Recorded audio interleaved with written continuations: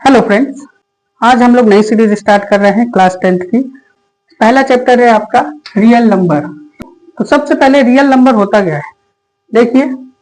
अगर हम अपने नंबर सिस्टम को देखें तो हमारा नंबर सिस्टम दो कैटेगरी में बटा हुआ है, एक रियल नंबर, दूसरा इमेजिनरी नंबर। फिर रियल नंबर भी दो सब कैटेगरी में बटे हुए हैं, रैशनल नंबर और इर्रेशनल नंबर। जब हमारे नंबर सिस्टम स्टार्ट हुआ था तो कहाँ से स्टार्ट हुआ था? 1, 2, 3, 4। इनको हम किस कैटेगरी में डाल दिए? Natural number. जब जीरो डिस्कवर हुआ तो यहां से यहां तक तो ये नेचुरल नंबर है, लेकिन जैसे ही जीरो जुड़ गया तो जीरो से जब हम स्टार्ट करते हैं काउंटिंग को तो हम उसको होल नंबर कह देते हैं, जैसे कि ये। और जब माइनस के नंबर की भी रिक्वायरमेंट आने लगी तो ये पूरी कैटेगरी नंबर लाइन की हम क्या कह देते हैं? इंटीजर, जैसे कि ये। और जब हमें फ्रैक्शन के नंबर की जरूरत पड़ने लगी, यानी कि 1/2, यानी किसी भी चीज का आधा, ठीक, किसी भी चीज का 1.5 गुना, यानी 3/2, ऐसे नंबर। और इन नंबरों को भी हम फ्रैक्शन में लिख सकते हैं, जैसे मैं इसको लिख सकता हूँ 4/2, इसको लिख सकता हूँ 6/2। तो ये कटेगा तो घूम फिर के वो 2 और 3 आएगा। तो ओवरऑल हमारा जो ये सारा नंबर है, ये सारे नंबर जिनको हम P/Q के फॉर्मेट में भी लिख सकते हैं, उनको एक नई कैटेगरी मिल गई जिनको मैं कहता हूं रेशनल नंबर। अब अगर इस झोले को देखें तो आपको ध्यान से समझ में आएगा कि सबसे पहले कौन आता है? Natural number. अगर जीरो को भी ले लेंगे उसमें तो वो होल नंबर, और अगर माइनस के नंबर को भी इंक्लूड कर लेंगे तो वो इंटीजर। और अगर इनके बीच के और इनको भी अगर P/Q के फॉर्मेट में अगर मैं लिखता हूं और इनके बीच के नंबर को भी अगर मैं काउंट करता हूं, जैसे 1/2, 3/2, 7/8, ये सब पूरी कैटेगरी किसकी कहला जाती है? रेशनल नंबर की। ये नंबर भी रेशनल नंबर कहलाएंगे क्योंकि इनको भी अभी मैंने आपको करके दिखाया कि इनको अपन P/Q के फॉर्मेट में लिख सकते हैं। तो ओवरऑल ये पूरे नंबर की कैटेगरी, यानी पूरा का पूरा ये झोला, पूरा का पूरा ये बैग नंबर का, मैं इसको क्या कह देता हूं? ये पूरा का पूरा बैग किसका है? हमारे ये रेशनल नंबर का। ओवरऑल ये रहा रेशनल नंबर का झोला, रेशनल नंबर का बैग। अब अगर ये सारे नंबर रेशनल नंबर है तो इर्रेशनल नंबर कौन है? ये इर्रेशनल नंबर कहां से आ गए? तो इर्रेशनल नंबर सुनेंगे ध्यान से। इर्रेशनल नंबर वो नंबर होते हैं, जैसे अगर मैं इनके बीच में एक ऐसे नंबर ढूंढूं 3.5, अब मैं इसको बढ़ाता चला जा रहा हूं 3.5, 6, 7, 8, 9, 9 डैश डैश डैश डैश, हम इसका कोई अंत ही नहीं है। तो ऐसे वो सारे नंबर जिनका कोई अंत ही नहीं है, वो सारे नंबर को हम किस कैटेगरी में डाल देते हैं? Irrational number. यानी उसको हम नंबर लाइन में रिप्रेजेंट कर ही नहीं सकते, क्योंकि वो बढ़ते ही चला जा रहा है, बढ़ते ही चला जा रहा है, बढ़ते ही चला जा रहा है। वो सारे नंबर क्या है? Irrational number. इर्रेशनल नंबर की पहचान और भी है, जैसे √2, इसकी वैल्यू आप निकालेंगे तो ये बढ़ती चली जाएगी, बढ़ती चली जाएगी, लेकिन कहीं रुकेगी नहीं। इसकी वैल्यू आप निकालेंगे तो ये वैल्यू बढ़ती चली जाएगी, बढ़ती चली जाएगी, लेकिन कहीं रुकेगी नहीं। √5, √7, तो ये सारे नंबर भी क्या कहलाते हैं? Irrational number. तो ये था कैटेगराइजेशन। रही बात इमेजिनरी नंबर की, तो ये आपको क्लास 11th में पढ़ने हैं। अभी आप अपना नॉलेज रियल नंबर तक ही रखिए। अगर इनमें एक जनरल क्वेश्चन मैं आपसे पूछूं जिससे आपको ये सारी चीजें क्लियर हो जाएंगी कि क्या सारे नेचुरल नंबर रेशनल नंबर होते हैं?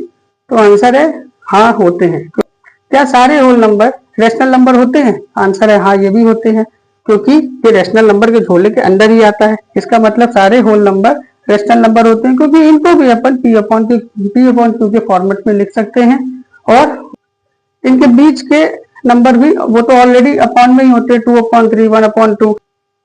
तीसरा, क्या सारे इंटीजर रेशनल नंबर होते हैं? हाँ, ये देखिए ध्यान से, इसी झोले के अंदर सबसे ऊपर रेशनल नंबर है और उसके बाद इंटीजर है। मतलब ये नंबर जो -1, -3 या 2, 3, 4, ये सब भी इंटीजर कहलाते हैं, और इनको भी अपन P/Q के फॉर्मेट में लिख सकते हैं। इनके बीच के नंबर को तो लिखते ही हैं P/Q के फॉर्मेट में, तो ये भी रेशनल नंबर की कैटेगरी में आते हैं। मतलब अगर ऑल लिखे, यहाँ पे ऑल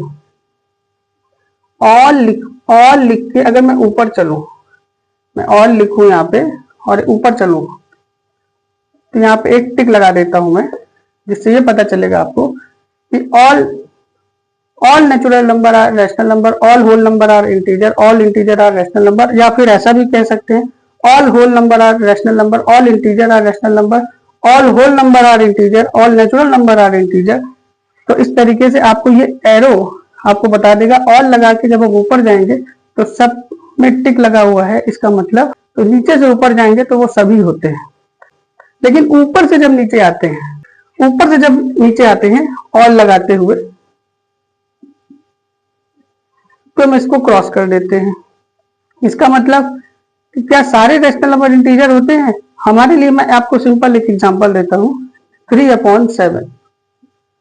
अब मैंने आपको एक एग्जांपल दिया रैशनल नंबर का 3/7। अब हमको बताओ, इसमें लिखा हुआ है ऑल रैशनल नंबर क्या इंटीजर होते हैं? तो आंसर है 3/7 एक रैशनल नंबर है, यानी P/Q के फॉर्मेट में लिखा हुआ नंबर है। लेकिन क्या 3/7 इंटीजर है? आंसर है नो। क्या होल नंबर है? आंसर है नो, क्योंकि इंटीजर में तो सादे नंबर आते हैं प्लस माइनस वाले, होल नंबर में भी सादे नंबर आते हैं 0 1 2 3 4, नेचुरल नंबर में भी सादे नंबर आते हैं। तो 3/7 किसी की कैटेगरी में नहीं आता, क्योंकि इनमें कोई फ्रैक्शन के नंबर होते ही नहीं है। इसलिए all rational number are not integer, are not whole number, are not natural number. इसी तरह आप एक एक करके इंटीजर से भी नीचे आएंगे। All integer are not whole number, क्यों?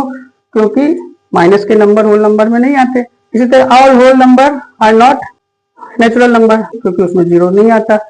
इसी तरह 20 से भी चलें, अगर मैं 20 से ऊपर से नीचे चलूं, all integer are not natural number, क्योंकि माइनस के नंबर नेचुरल नंबर में नहीं आते। अब आपको शायद कैटेगराइजेशन हो गया होगा कि रैशनल नंबर का झोला के अंदर ये सभी आते हैं, क्योंकि इन सभी को हम P/Q के फॉर्मेट में लिख सकते हैं। लेकिन ऊपर से अगर नीचे चलूं, जैसे कि एक एग्जांपल दिया था 3/7 ना इसमें फिट बैठता, ना इसमें फिट बैठता, ना इसमें बैठता, मतलब सारे rational number integer number, whole number या नेचुरल नंबर नहीं होते। लेकिन ये सारे natural number, whole number, integer, ये सभी के सब रैशनल नंबर होते हैं। इसका मतलब रैशनल नंबर के झोले में ये सब आते हैं। इसका मतलब ये पूरी की पूरी नंबर लाइन जो आपकी बनती है, इनके बीच के भी नंबर काउंट कर लो, सब चीज देख लो, तो ये सभी क्या है?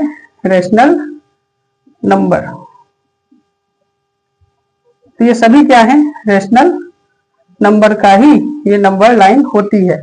लेकिन इनके बीच में जो ऐसे नंबर जा रहे हैं जो कभी खत्म ही नहीं हो रहे हैं, बढ़ते चले जा रहे हैं, वो सारे नंबर किसी कैटेगरी में आ जाते हैं? Irrational number. इस रैशनल नंबर को इनसे भी दिखाया जाता है, क्योंकि √2 को जब आप लॉन्ग डिवीजन मेथड से खोलने जाएंगे तो जब मैं इसकी वैल्यू निकालूंगा तो इसकी वैल्यू का कोई अंत ही नहीं होगा। √3 की वैल्यू का कोई अंत ही नहीं होगा, √5 की वैल्यू का कोई अंत ही नहीं होगा, √7 की वैल्यू का कोई अंत ही नहीं होगा। इसलिए इररेशनल नंबर में ये भी आते हैं √2, √3, √5, √7, और ये ऐसे नंबर भी आते हैं जो कि टर्मिनेट ही नहीं हो रहे हैं, खत्म ही नहीं हो रहे हैं।